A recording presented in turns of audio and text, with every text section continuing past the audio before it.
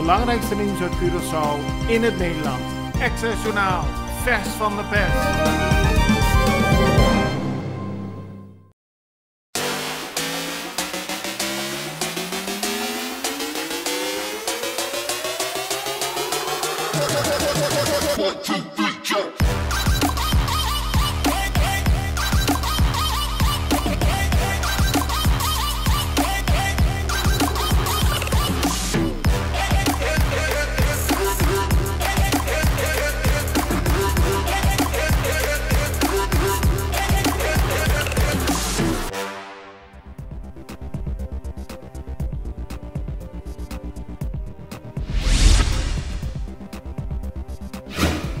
Minister van Financiën Javier Silvania is wegens privéomstandigheden op vakantie van 9 december tot 9 januari.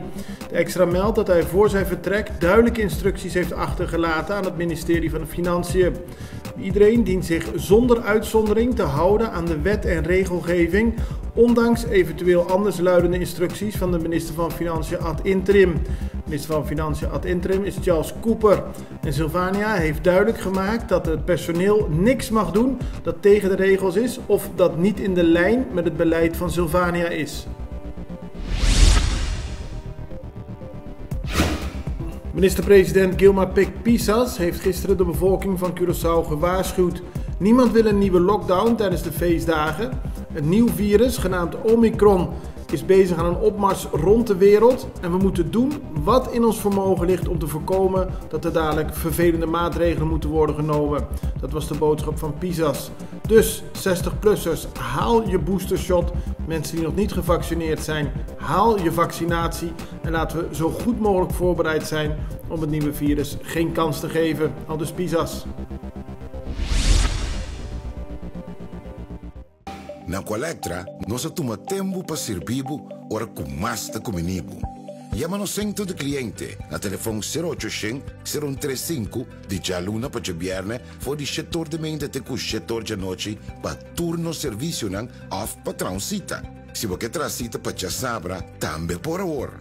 Por escolher para trabalhar, riba aqualectra.com e aproveitar a mesura, põe o documento na cerca para visita cerca nós, vai mais fácil.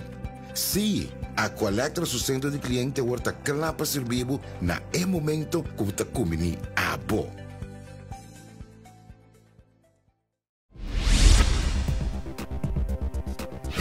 Er gelden verschillende coronamaatregelen op het eiland en binnen de horeca worden die gecontroleerd door het multidisciplinaire team. Daarbij gaat het onder meer om het gebruik van mondkapjes door bedienend personeel. De regering van Curaçao heeft nu een oproep gedaan aan de bevolking om zelf ook een bijdrage te leveren.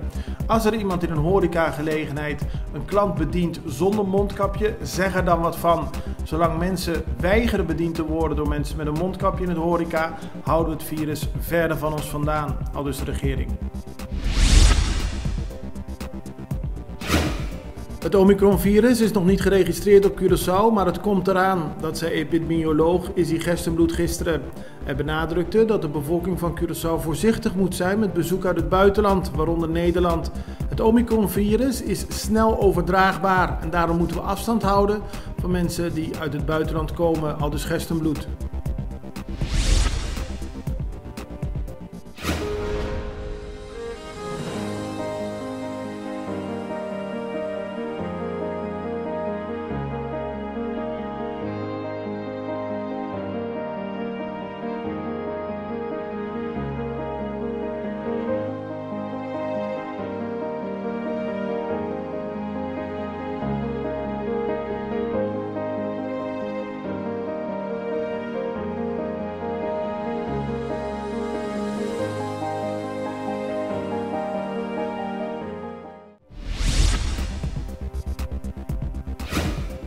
We zitten aan het eind van het jaar en er zijn veel inbrekers op pad. Dat bleek gisteren weer toen er in het magazijn van Mangusa Supermarket inbrekers werden aangetroffen.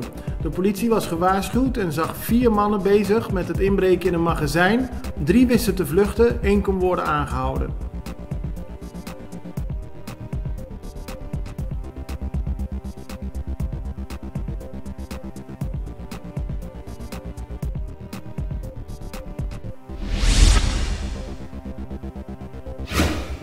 Vrolijke gezichten gisteren op de luchthaven van Curaçao bij de inaugurele vlucht van Sarpa. Sarpa is een Colombiaanse luchtvaartmaatschappij die al 40 jaar ervaring heeft. Vanaf nu zal Sarpa elke zondag en donderdag vluchten uitvoeren tussen Medellín en Curaçao.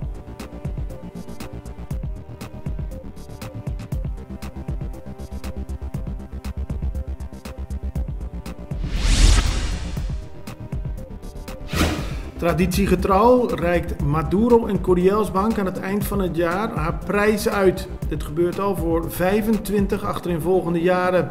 Dit jaar is de prijs gevallen op Fundación Prevención, een organisatie die volgens MCB belangrijk werk verricht voor de gemeenschap.